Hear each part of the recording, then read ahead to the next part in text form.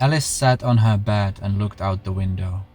The sun was shining outside, and its beams were playing with the endless particles of dust dancing in the air. It was the day to leave. Her bed was stripped, as was the rest of the apartment. She has gotten rid of almost everything. Only 2 suitcases that contained most of her possession stood by the door. She was ready to leave it all behind and move north. She couldn't help but moan quietly as she stood up. Not sure where her body was aching from, she powered through on her mission to finalize the last task required before the departure. Several hours later, she was sitting on the train and looking out the window again. It was a lot of effort to move everything, and she was grateful for the forced rest ahead of her. It didn't take long for her to fall asleep. She saw Laura in the dream. They were walking in a meadow, free to hold hands and show gestures of affection they never could have in the city. She smiled at her wife and ran ahead to pick a flower that caught her attention.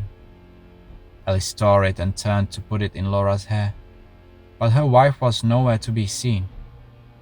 She shouted her name but never received a response. The ground underneath her started to shake. Clouds covered the sky and her vision blurred. Alice plunged through the crack in the soil, falling into the darkness deep below. She straightened her back with a jolt and focused on the landscape outside the train. The dream was an unwelcome start to her adventure, but she would not let that discourage her. She was aware that she was leaving the place where Laura and her spent their lives together, but it was time to move on. For a moment, everything went silent as she dove into her thoughts. Upon her return, the train car was empty. She was the only passenger. Then, the seat beneath her started to tremble, and a cynically careless music crept into her consciousness. She was helpless one more time, and once again swallowed by the unforgiving reality around her.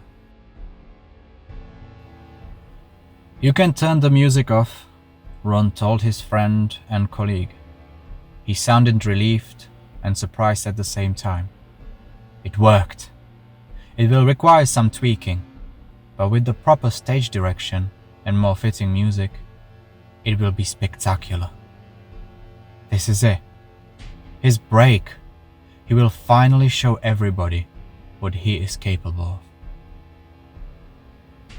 With a worryingly careless motion, he emptied another injection into Alice's arm, and her body went limp.